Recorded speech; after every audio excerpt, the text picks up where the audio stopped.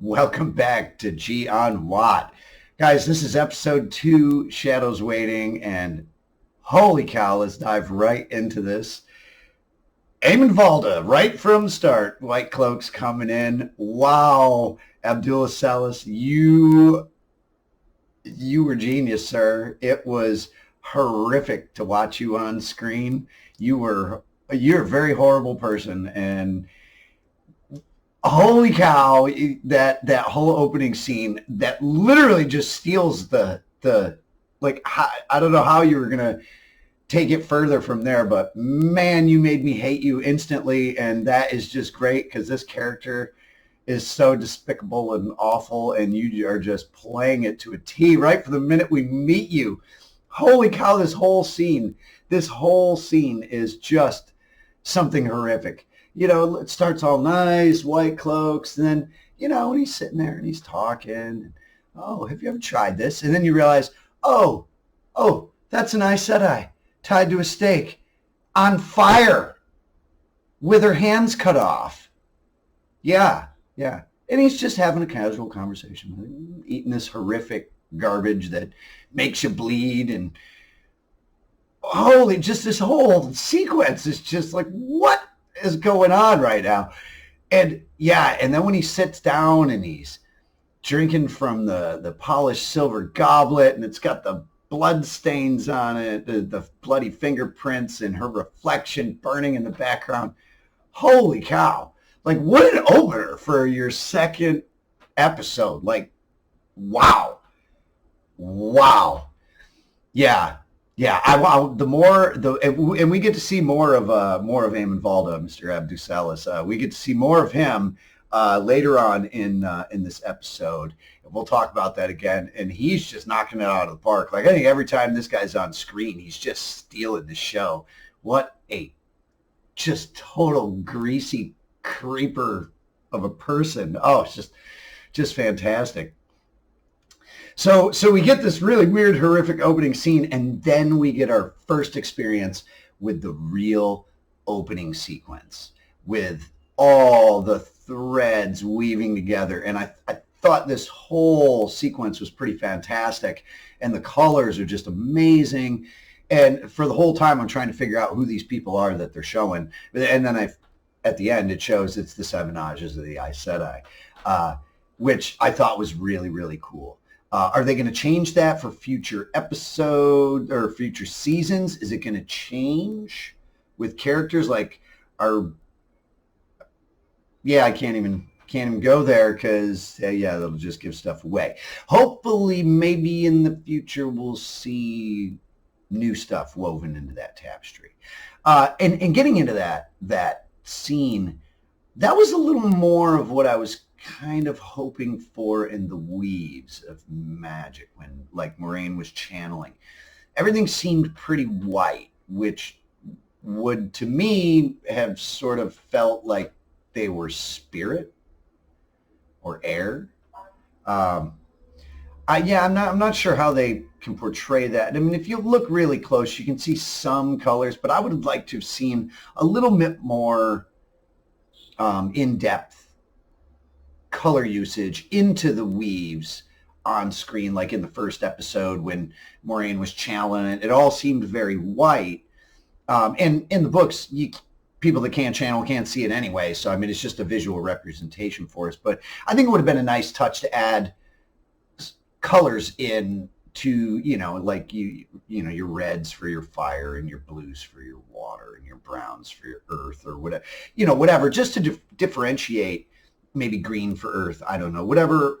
It would just make it, I think it would make it more visually stunning for the channeling, albeit it might take more time in post effects, to do that. But I think it would be worth it in the end, seeing all these different colors, as they're moving together. And maybe once they're woven together, they are all white after that. I don't know. It's just the choice of the show. But seeing that opening with all those beautiful weaves and how they were zipping together, and I thought that was a really great representation of the channeling. And I kind of hoping that's what we see later on. Maybe it moves towards that. I'm not sure. But I really enjoyed the opening sequence. I liked the whole thing and trying to figure out who these people were, and then going, oh, it's a Aes Sedai of Itaja. All right, so then we're going to cut to our Emond's Field 5 or 4. We've got Rand, Perrin, Mat, Egwene, Moiraine, and Lan all busting out of Emond's Field. As we knew at the end of the first episode, all the Trollocs were pouring down out of the mountains of mist, coming down, and so they all head out to try to run the Trollocs away from the village. So we get this really opening cutscene, and again, I have to give it to them. They have amazing cinematography. This shot with the mountains and this line that they're running into the mountains on this trail that they're on. That whole scene is just stunning. And then they arrive in Terran Ferry. We see old Master Hightower gets woken up saying, oh, hey, my sons will be right here. This whole little sequence of, oh, you're not a lady that's used to hearing no, I am not. That whole little sequence was so great because it's so Moiraine, and it throws the whole Aes Sedai pretty much get what they want. Like you saw it as soon as Moiraine walked into the inn in Emond's Field in the first episode. Oh, Moiraine Sedai. Aes Sedai pretty much get what they want. They get the royal treatment pretty much wherever they are. And so Master Hightower starts getting them across and realizes, oh no. And we get the whole sequence with the Trollocs running up to the end and one falling in because Trollocs can't swim. And the Myrddraal can't push them. I did like that sequence with the Myrddraal sitting right there in the center of them on the end of the dock and screaming. I thought that was really great. And, poor Master Hightower, he was doomed. Like, I don't know what you're trying to do going into that little maelstrom in the river. Though maelstrom in the river, I don't know how deep that river, I mean, I'm sure it's probably over your head, but like, hold your breath, man. Hold your breath for a minute when you go down, when the maelstrom stops, come kick back up to the surface and swim downstream. Just my 2 cents. I spend a lot of time in the water, and I find it weird when people can't swim. Sorry if you can't swim. I just find it weird. I just held my breath and then kicked up, rode downstream. But, we gotta move along the plot, and you need to have something for Moiraine and Egwene to talk about there a little bit in the episode.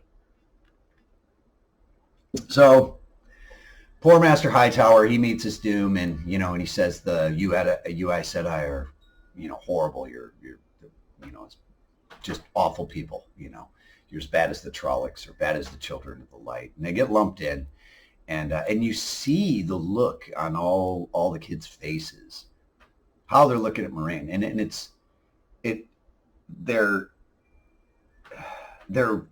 their facial expressions, like they really, this is again, I want to give it to the actors, their facial expressions really truly are holding to these characters. Like you see Rand's always got that, he's listening, but like, man, why are you telling me this? And he's always suspicious, like always has that extremely suspicious look. Perrin's just always deep in thought. Like he'll look around, he always has that meek sort of look, like he tries to be smaller than he is.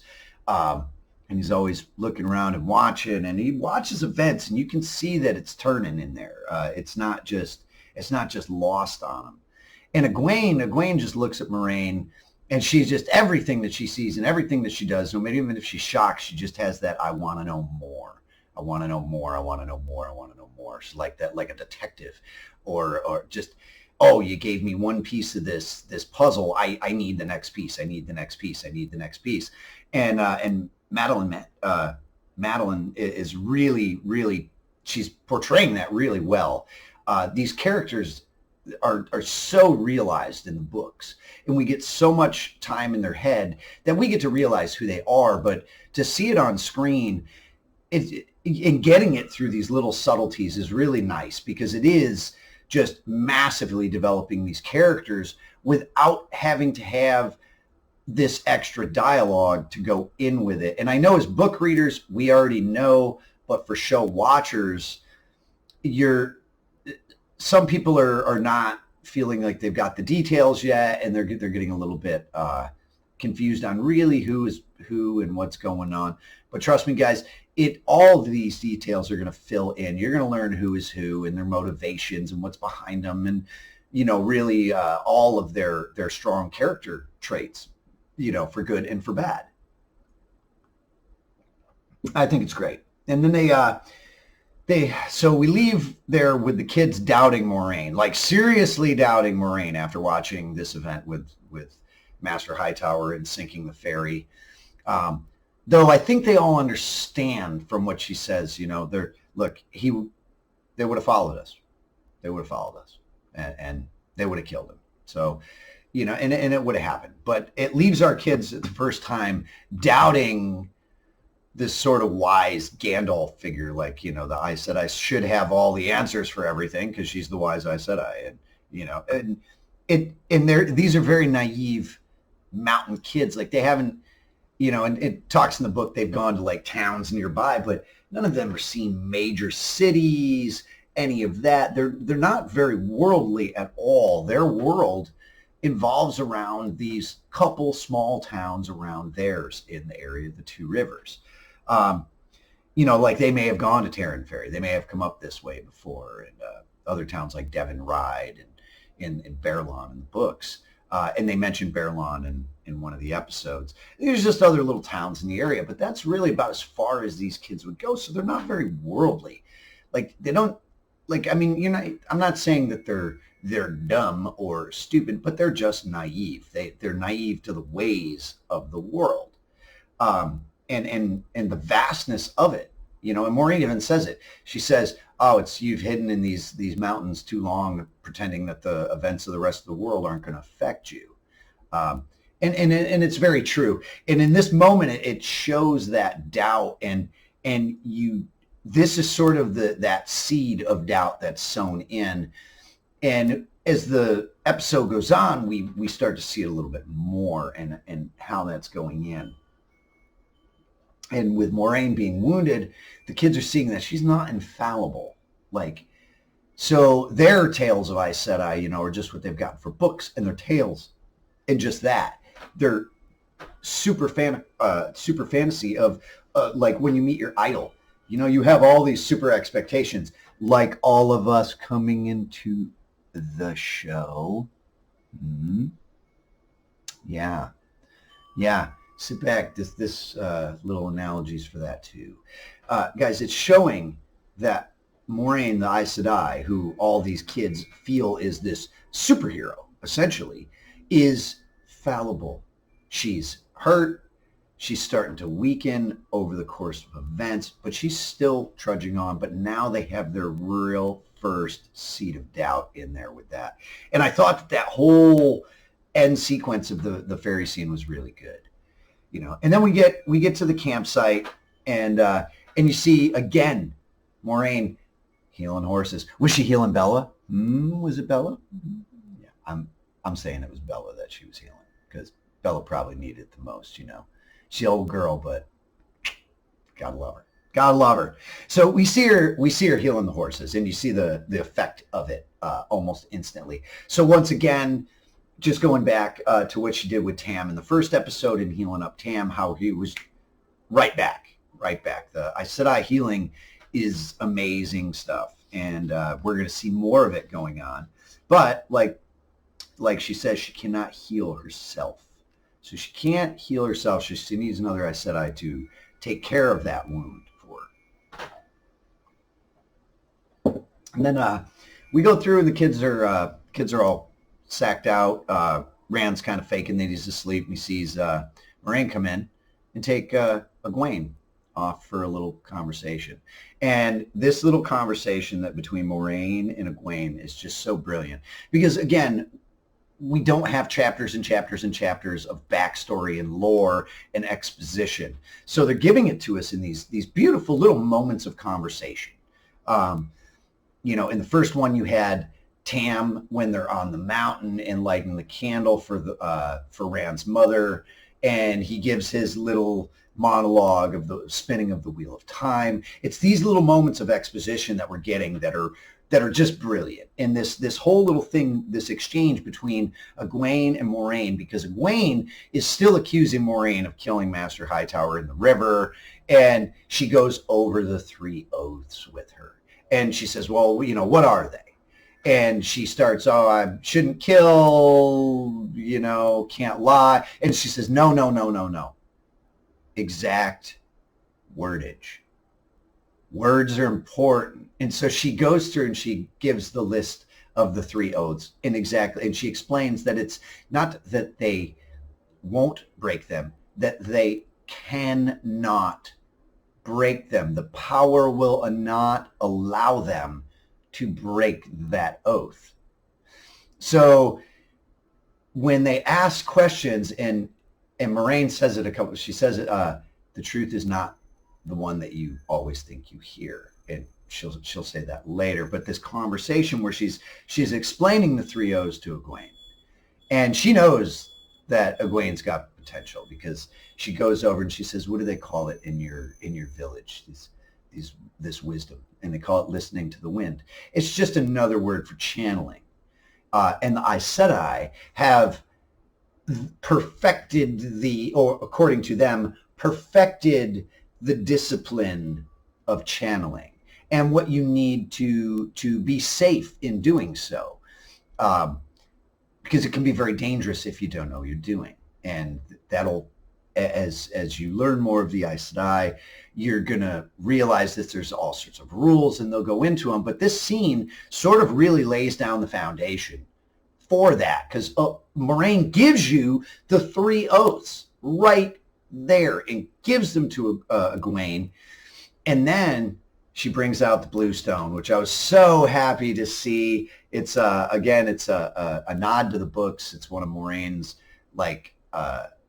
key objects that she always seems to have. She always has her blue stone.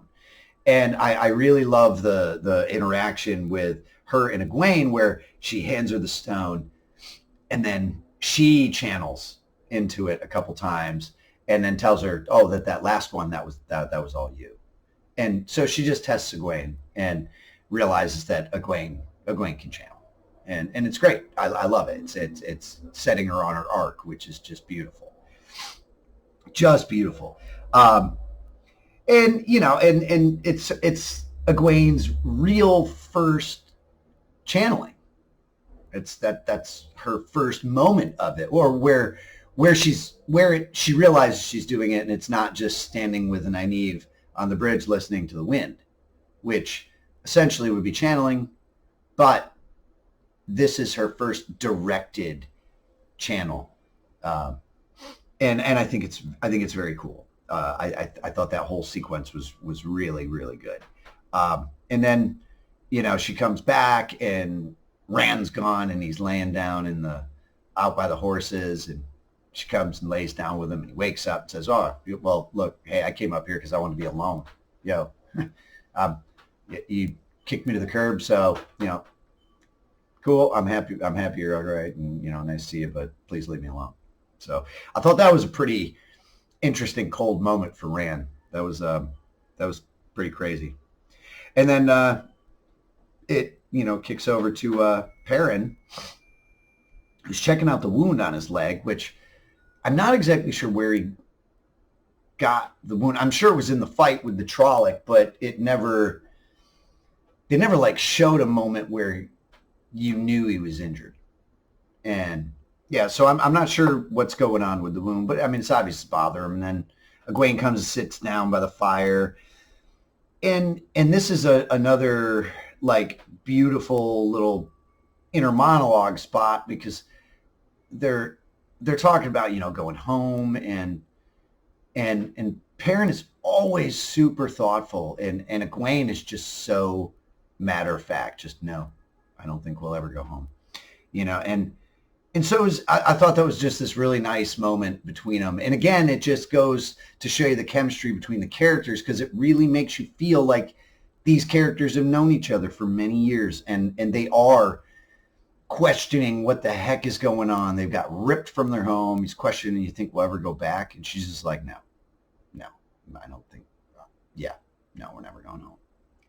And then we bust into the dream sequence. This was a little weird. I wasn't sure it was a dream at first, and then when Rand, he was coughing up his little bat dinner or whatever it was. I don't know. That's how you get the COVID, people. Don't eat the bat. Maybe that's why they put the bat there instead of the rat. I don't know. Maybe that's what was from, just like a stab to the whole pandemic thing. I don't know, but rats in the book, bats in the show, cool. Still same effect. It was really creepy, really creepy. And then the stranger with eyes of fire, or eyes of ember, as Perrin said. I don't know.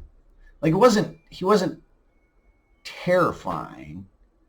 Like, is it with that really fast jump cut where it just flashes up to his eyes? That just made you jump. But I don't know. He didn't seem terrifying. We'll see where he goes from here. But that was like the first sort of encounter with him. And it made me jump. But I want him to be really scary. Maybe that's just me. But some of these dream sequences that we're moving into, dreams are very, very big in the Wheel of Time. And as we go on, we're going to see more and more stuff detailed with dreams as we go.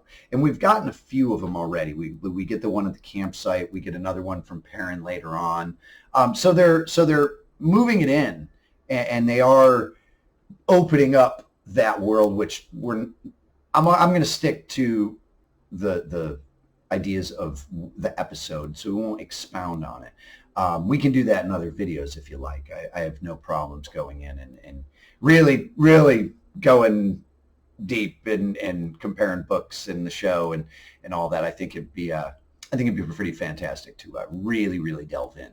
But we see this weird sequence, and then we realize all the kids saw it.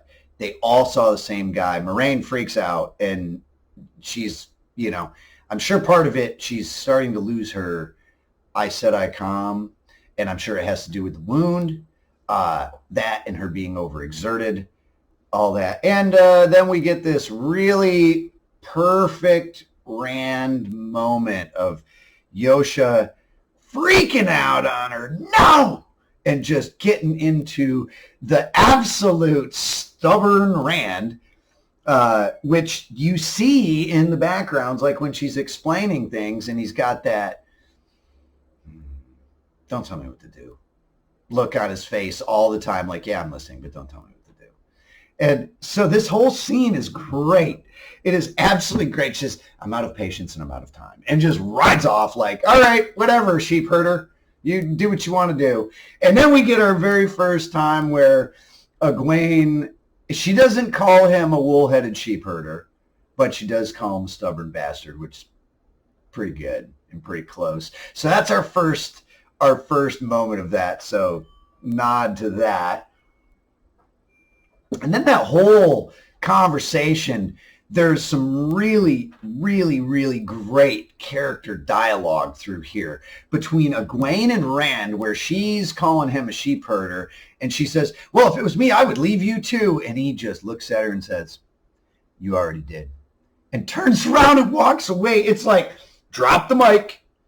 And then Matt, being Matt, it turns around and he's like, well, hey, guys, we could stand here arguing and, this and that, but, she's kind of right, and she can throw fireballs. So we should probably go follow her.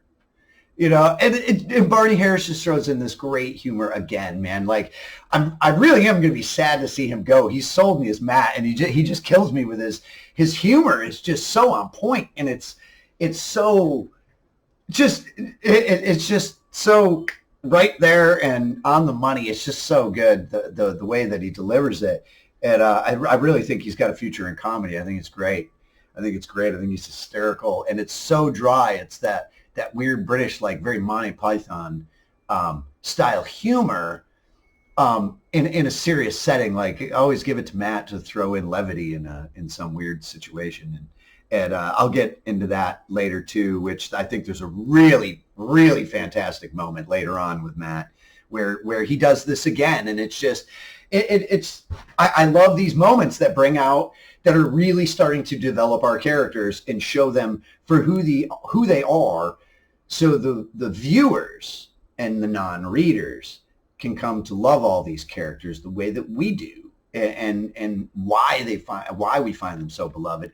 I love that they're giving these little seeds of the characters all through these first couple episodes, and they really are establishing who these characters are, even if they haven't given us tons and tons of backstory on them. It's through their movements, through the sheer acting of the characters. It's phenomenal. They're, like I've said it again, I'll say it again and again and again. I think their chemistry between these kids is so unbelievable. I really do.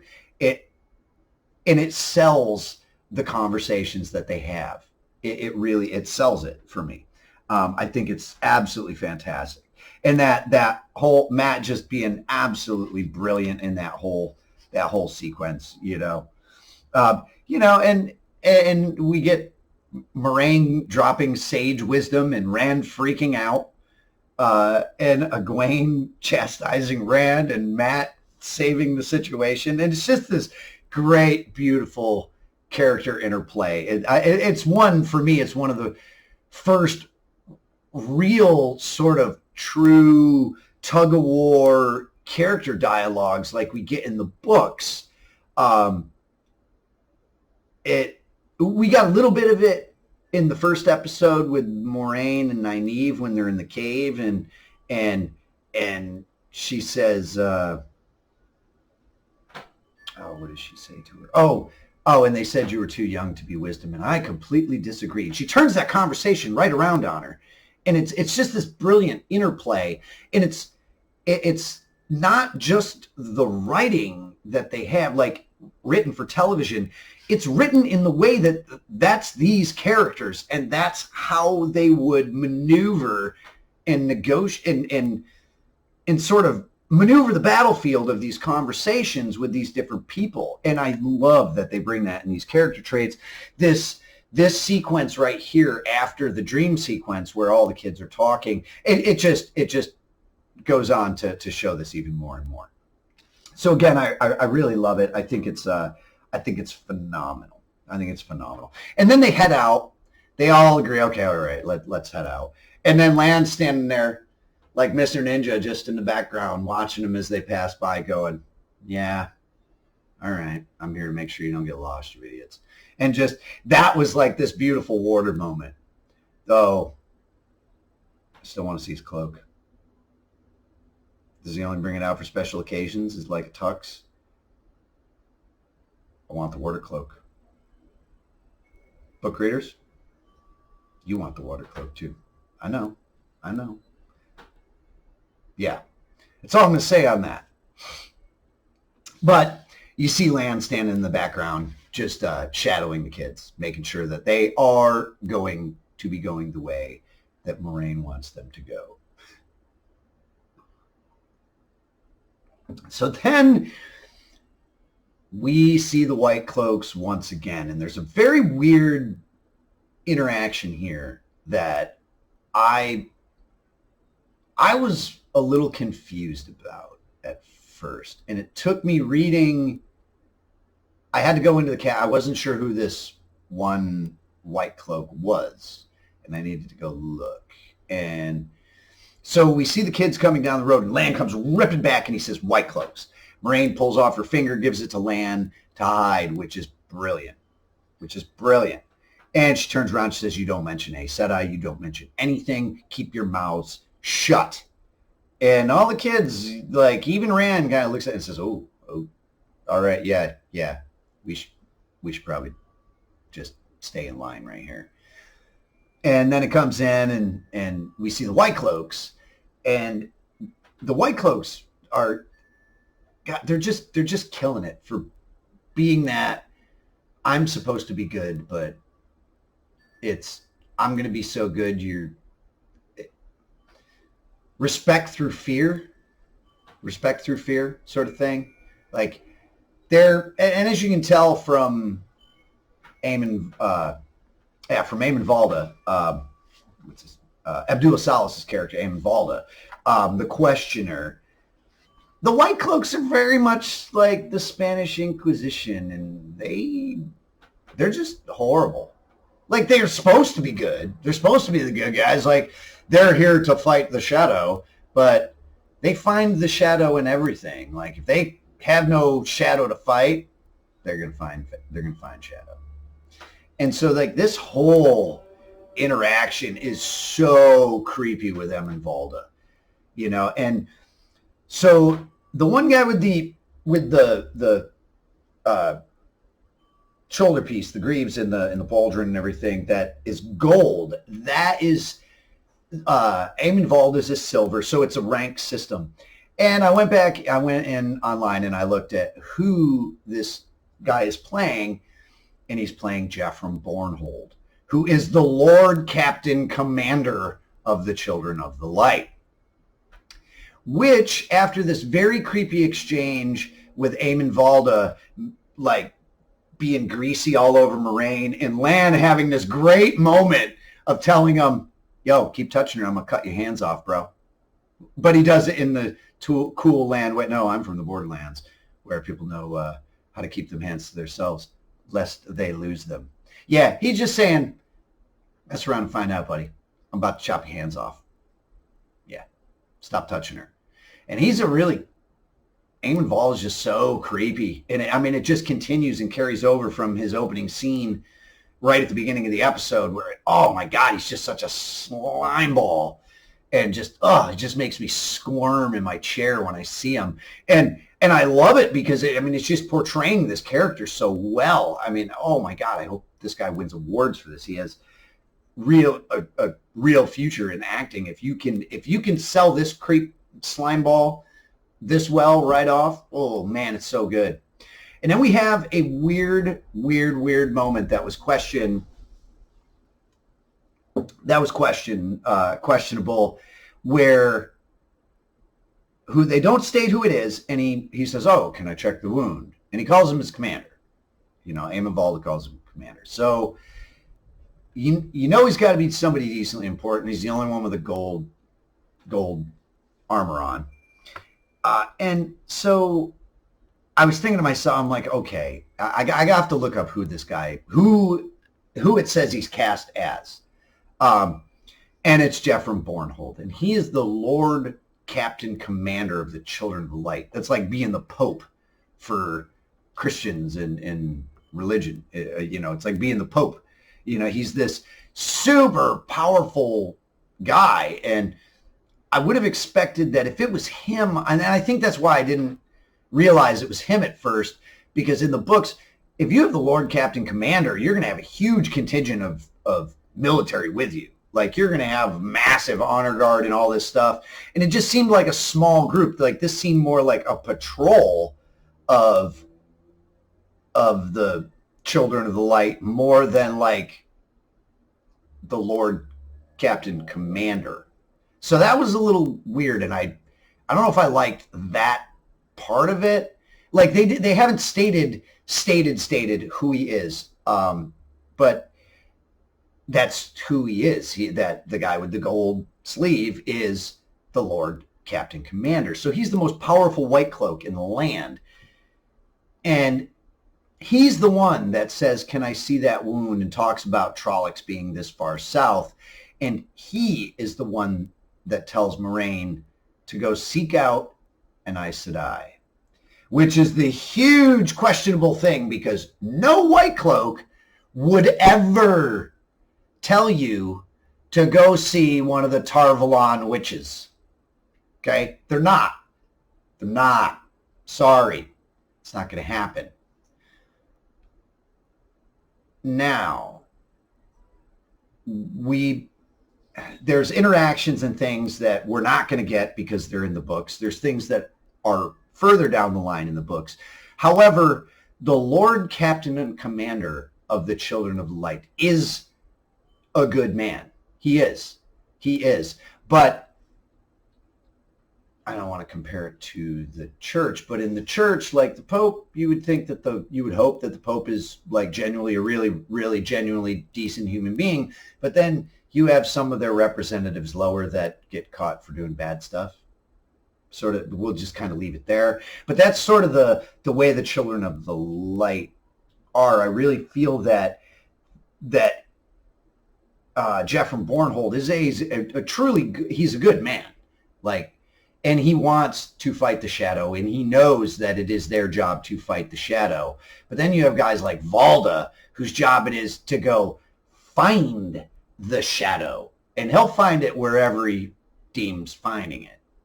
And yeah, so that whole exchange was a little weird. And the only way that I could justify a White Cloak telling anyone to go seek out an Aes Sedai for healing is that if it was the Lord Captain Commander.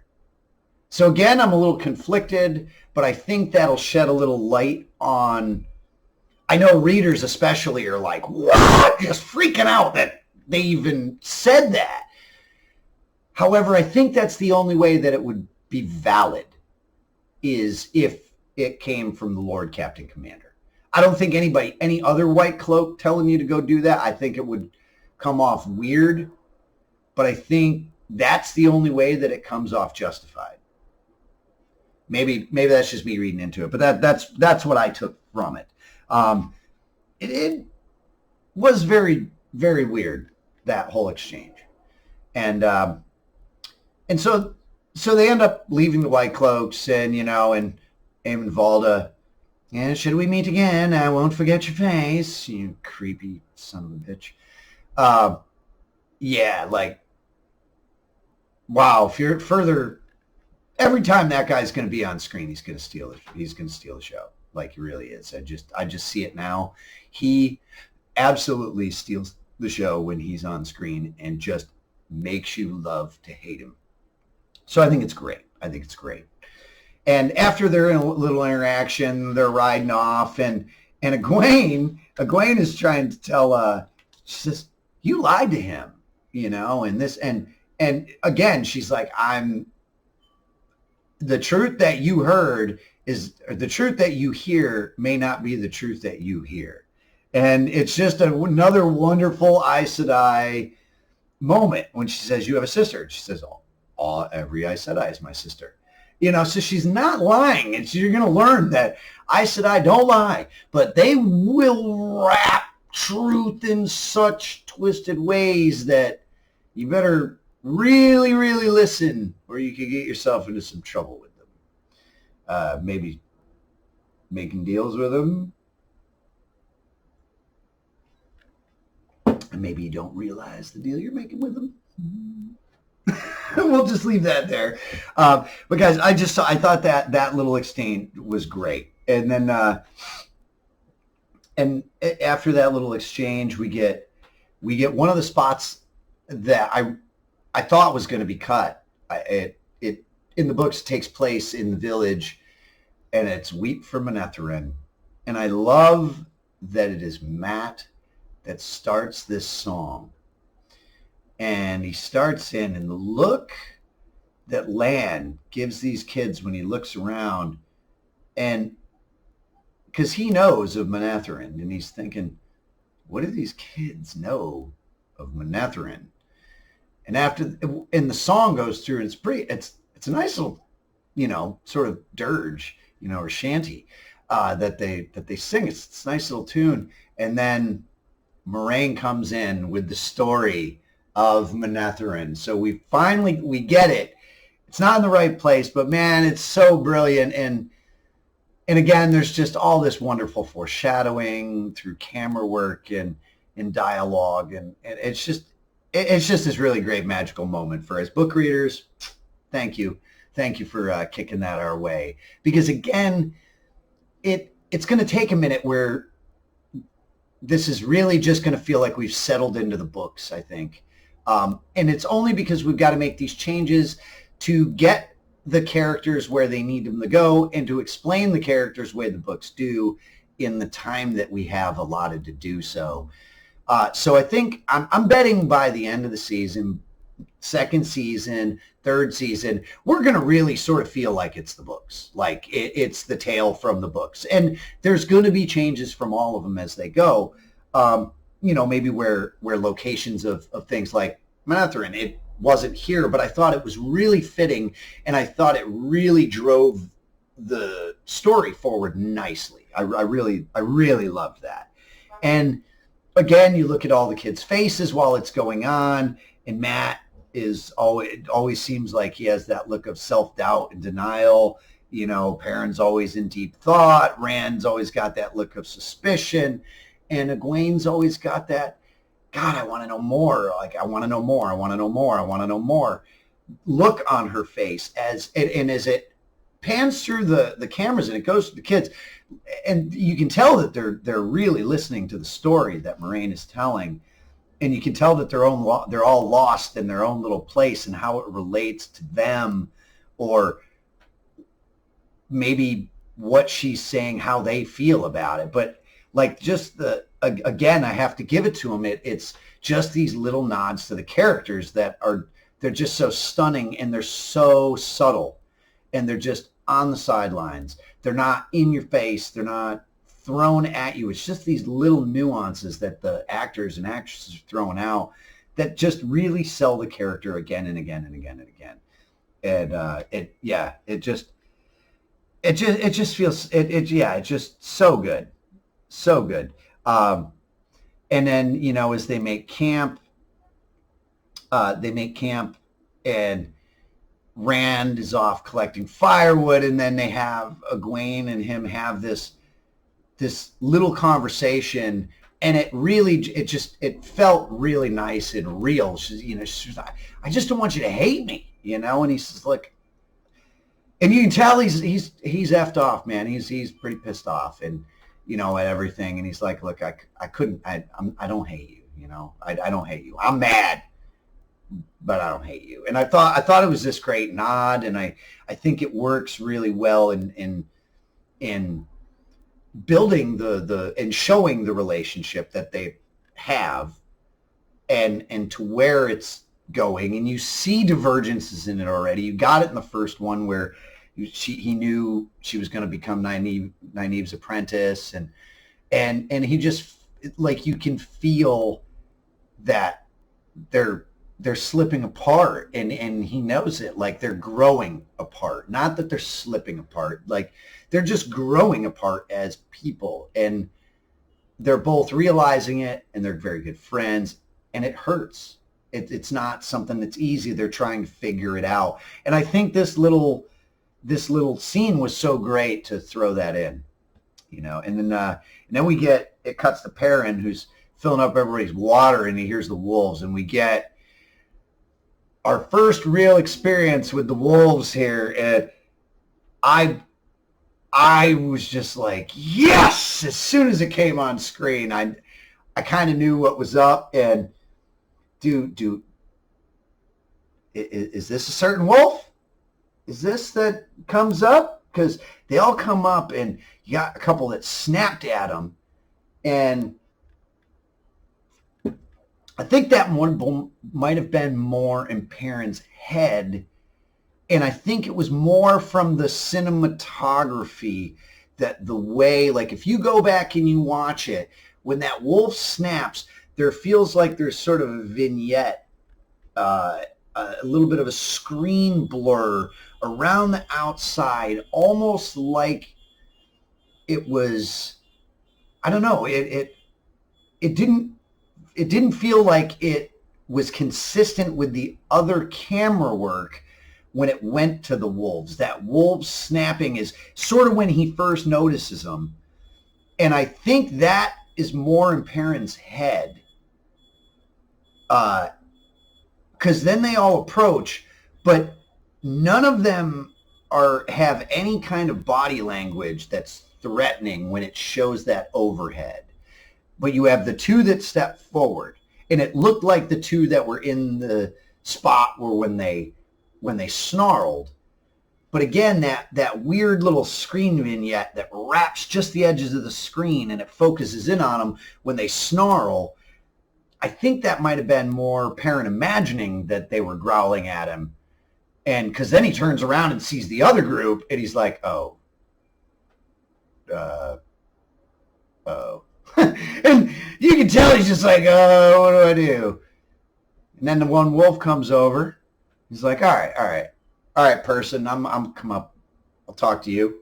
Comes up, and you can tell it's sort of this little confrontation, and not like it's not like a puff out your chest contest, or you know, my car is better than your car sort of thing. It just seemed like this nice challenge without a challenge, so to speak. Is I see you, I understand and respect you. And then the wolf goes up, licks his wounds. Then they all peace out. And I just sat there the whole time just laughing and laughing and laughing and laughing and laughing. And I thought it was so great. And no spoilers, but I'm going to say that one that licked his wounds, it's who we think it is. It's just all I'm going to say. So then it leaves with Perrin with that total, what the fuck? Yeah, huh? And he just watches him go with that total what the F moment. And I just thought it was so brilliant. And then we come up to Shadar Logoth. Oh my, this is a scene from the books that has been highly anticipated. And I really feel that this spot could have probably been an entire episode on its own. Could have been multiple episodes on its own. And I liked everything that I saw in there. Oh my Lord, the scenery in there is stunning. Now, when they first get there and the Trollocs are chasing them, my first problem with Shadar Logoth is everybody stops before they even get through the wall. The horses stop, the Trollocs stop. Like, I could have seen the horses like being hesitant and the Trollocs being hesitant at that point. But why did you not go in? Like, I don't understand why they were not inside that break in the wall before the and then you see the Trollocs hesitate to go in. Like, were they just stopping this big line in the woods? Like, they're all getting ready for like a big battle charge? Like, I don't know. It felt off.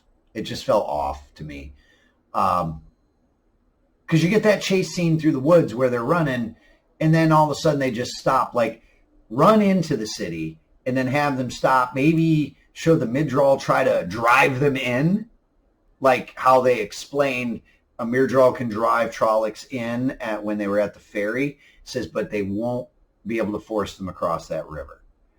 So I was hoping to see a little bit of maybe the Myrddraal trying to push the Trollocs in on them once they got into the city.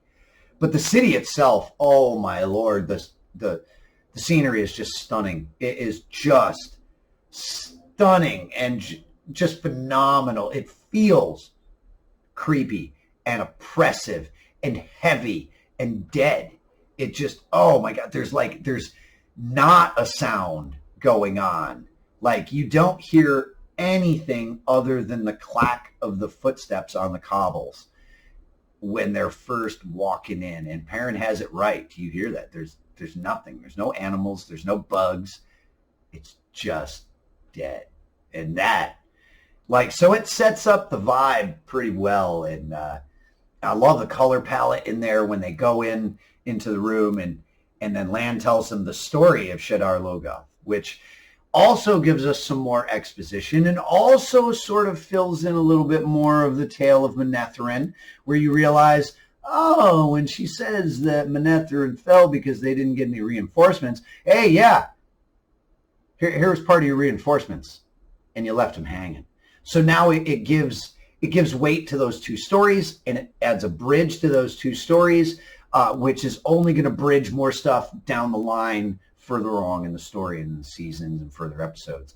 And so I really felt it was this beautiful little thing, because he's just telling him as he's tending to Moiraine, like it's sort of secondhand thought. And then we have this great moment from Mat again, where he says a couple things. First, that's like more than you've ever said ever, like today or probably ever. And then, why in the light would you bring us here?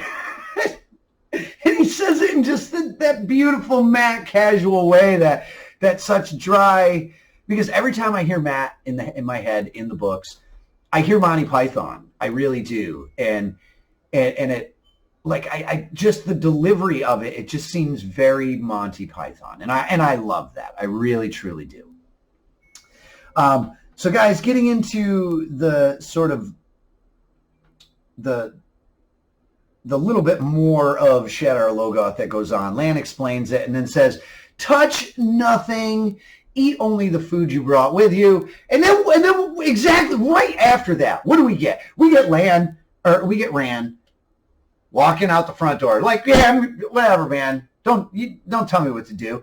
And he goes and starts walking around. Like, did you not just hear that this is like the heart of evil sort of place? Touch nothing. And yeah, peace, I'm just going to walk out the front door. And then Egwene comes to find him, and they have this little moment. And I do understand from the farm kid's perspective that this is the largest place they've ever seen. This is a full city. The biggest thing they've seen is like Baerlon and Terran Ferry, and like maybe something a little bigger than the Emond's Field, and the Two Rivers. But this is a full-on, blown-out city. And when they go up and they show that pan of the cityscape when they're standing up on that balcony, I thought it was just beautiful. And I also thought that it goes right to Rand's personality of don't tell me what to do. I love it. You can't tell me what I can't do. And again, like right after Lan tells him this, Rand walks out the door. Like it's just such a great character moment. And then it cuts inside to Perrin and Mat. And again, we see that Mat is the guy that is always there for his friends. He will always be there. He sits down, he gives his dagger to Perrin, tells him the story of how, Layla, Perrin's wife, I forget her name already, I'm sorry, Layla, whatever, that she had made the dagger, and how she said she made tools, not weapons. So remember that when you watch further episodes down the line, because that's also a very bold statement. It's a very Perrin thing, and I really like it. And Mat says, I've used it 1,000 times, cutting apples or whipping wood, and never thought of using it to defend myself. And he hands it to Perrin and gives it to him because it was made from his dead wife. And I thought it was this really, really great, touching moment. And yeah, it was just really, really nice. And then it cuts to where everybody's sleeping, and there's an Easter egg, or there's a correlation that I found right here, that if you found it too at this point, and it's the whistling that goes on as soon as Mat wakes up and starts hearing all the weird stuff.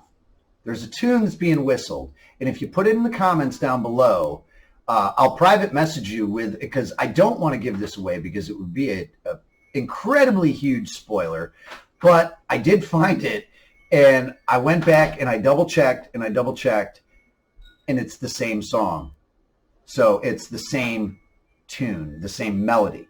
So it's a running melodic theme that comes up, and it foreshadows things. And I didn't catch it until the very last time that I watched it, probably like my third or fourth watch of the episode. I caught it and I went, oh my God, that's the same as this. And I stopped the episode and I watched it in episode 1, and I went back and then I watched it in episode 2, and I watched it in episode 1, and the whistling sequence, this sequence is the same in both parts. So it was a huge foreshadowing moment. And Matt wakes up, and book readers were expecting something more, sort of like when we were on the quarry road. There was sort of something missing. This thing is sort of missing, and Matt sees a shadowy figure, and we don't really learn anything more. He comes around a corner and he sees a gold, gilded box sitting in some rubble in the floor in a corner, and he finds the dagger. This was a little lackluster for me. I really wanted this. It didn't have to be the way it was in the books, and I understand why it was changed from the books, but like the people that had never read the books that were with us watching this were very confused at that point. Oh, here he just gave away a dagger and he finds a dagger, and there wasn't much exposition or any kind of explaining other than, yeah, in the last scene he gave his dagger away, and now and he finds a new one in this completely weird, creepy sound. I was just woken up by this weird, creepy noise moment, and then you see the shadowy figure move right near where he finds it. I would have liked a little more cat and mouse. It didn't actually have to be an individual or a figure, but I would have liked a little more suggestion, maybe a few more sightings of that shadow, maybe a couple more twists and turns to isolate Matt a little bit more from the group. And as soon as he finds the dagger and unsheathes it and puts it back in, that black shadow, which has a name, and I haven't named it yet in the show, so I'm not going to throw that name out there. We'll just call it the ooze. So the black ooze is coming out, and it's like living shadow. And we realize that when it hits that horse, it grabs a hold of that horse, and it starts creeping upward like a lichen or growth and setting in like an infection on this horse. And then the horse just eventually just dissolves into dust. And when you look around the city of Shadar Logoth, you see that dust everywhere. Everywhere. It's in all these little corners. It's in all these little ledges. And if you go back and rewind it and watch it, you'll see what I mean. And so I didn't know what it was when it was first showing it. I just thought, oh, it's dirty. No, this is the remains of the people that were inside when they walled up that city. And this giant evil of the ooze started coming to life. And that's where all the residents are. You'll see them laying around in the corners, and it's that black dirt that looks like black sand.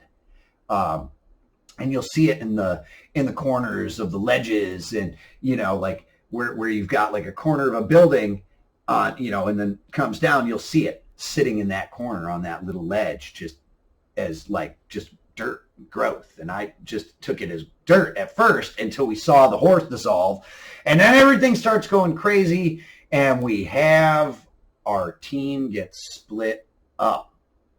Right here, we get split up. We get Egwene and Perrin on one side, and Rand and Matt on the other, and Lan is trying to get Moraine out of there, and all the horses just bolt.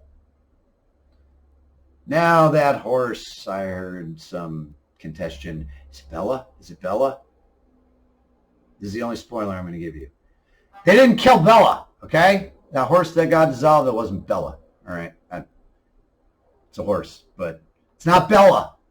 And if it was, we riot. Viewers of the show, you're gonna learn that there's a lot of love for this one horse, Bella. There's a lot of love in the fandom for her, and I heard everybody like online. I was reading all the posts online after the second episode, and if it's Bella, we riot, you know. And man, I just thought that was great. It's not Bella, guys. It's not Bella. I'm not like spoiling anything, but it's not Bella. Okay, it was whoever's other horse. It wasn't Bella. It was stand-in horse. You know, maybe it was Matt's horse. I don't know. Maybe it was Rand's horse. I'm not sure which one it was, but it wasn't Bella. So guys, all of our guys get split up, and we have another really great Matt humor moment of, you know, when Rand says, "Lift me," and he says, "Why don't you lift me?" You know, it's just this great. It's just pure Matt, and all these characters, even in their terror and all that, they're still portraying these characters so well. Like, that's how Matt would be scared. That's how Rand would be scared. It's so great. And, you know, and so they have this huge tense moment of, are they going to get away? Well, they get away. Okay. They get away. Matt and Rand get out this weird sewer grate right down in the river. And Rand turns around and says, "We can't leave them." And Matt says, "Oh, I'm pretty sure we can."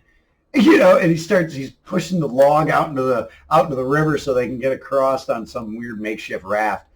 And then you have the Perrin and Egwene cliff diving team. You know, I'm sure you get the third age Olympic medal for this, because in cliff diving there's you have like grand champion and then like smear on a rock.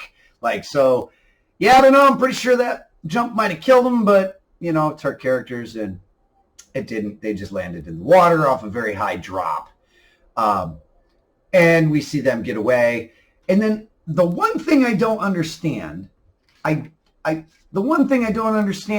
is why is there all the yelling?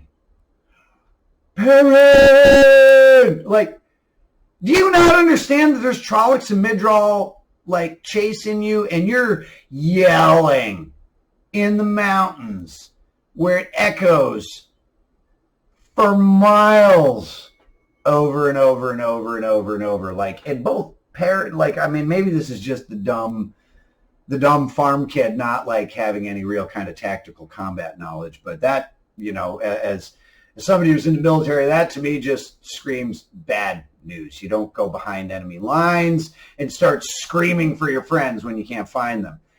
That's why you have a place called a rally point. If you get separated, meet here. So we sort of see that. We sort of know that, and it states that we sort of get that from the kids, like, and that's going to be more in the next episode. But it even states that they sort of have an unspoken rally point that they'll get into.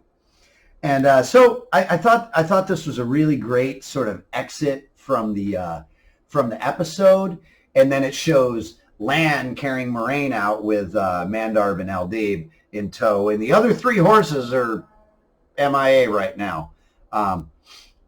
And so I want, and then it shows him sitting there, and then at the end of the episode, hot damn, we get Nynaeve. She's back. She is back, and she has got a Trolloc blade to Lan's throat, and she just straight up says, "Yo, where are my friends? You don't tell me, I'm gonna shank you right now." It's such a great moment, and what a great way to end the episode. I really thought it was fantastic, and once again, it just shows our characters for who they are as the characters. They're just bringing them to life, and once again, it just shows what kind of a badass Nynaeve is, and we get to find out exactly how she showed up there in the next episode. So stick around, guys. Come on back for episode 3. We'll see you here very shortly. I'm gonna try to knock these out pretty quick. And I'm definitely gonna have them coming out once a week, once for every episode that we're doing these on. So guys, stay tuned, stick around, like and subscribe, all that good jazz, and we'll see you next time. And there's another passing of the wheel of time. All right, until next time, guys. Take care.